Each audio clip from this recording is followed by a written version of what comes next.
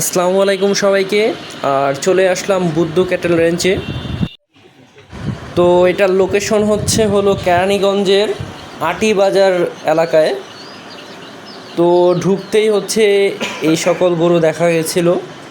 তো এটা একটা গাই গরু, অনেক সুন্দর ছিল গরুটা। তো এইখানে ছিল তাদের ভুট্টি কালেকশন।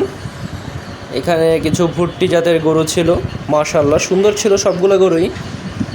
আর এ পাশেও সেম কিছু সুন্দর সুন্দর গরু, পাকড়া গরু নিয়ে রাখছিল তারা। এখানে একটা সুন্দর হাসা গরু দেখা যাচ্ছে। তো তাদের কালেকশনগুলো খুব চয়েজেবল ছিল এবং দেখতে খুব ভালো লাগছিল। এই শেডটা মূলত একটু ছোট গরু যেগুলো আছে সেগুলোর একটা শেড।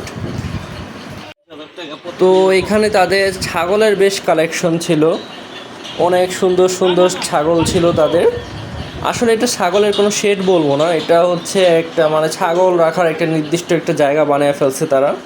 আর এখানেও বেশ সুন্দর সুন্দর ছাগল ছিল, অনেক সুন্দর করে কালেকশন করেছে তারা।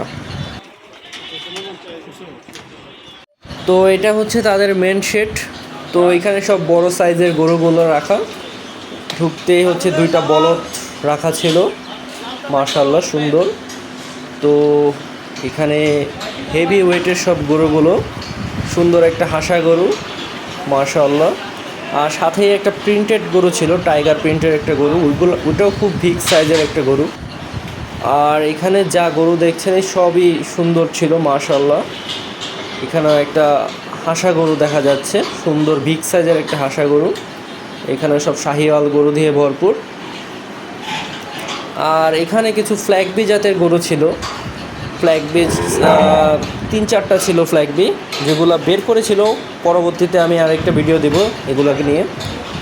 তো মাশাআল্লাহ খুবই সুন্দর কালেকশন তাদের। আমার খুব ভালো লাগছে বুদ্ধ ক্যাটেলটা ঘুরে। ইনশাআল্লাহ নেক্সটবারও যদি আসা হয় তাহলে আবার যাব। তো এই ছিল আজকের ভিডিওটি। সবাই অবশ্যই সাবস্ক্রাইব করে পাশে থাকবেন।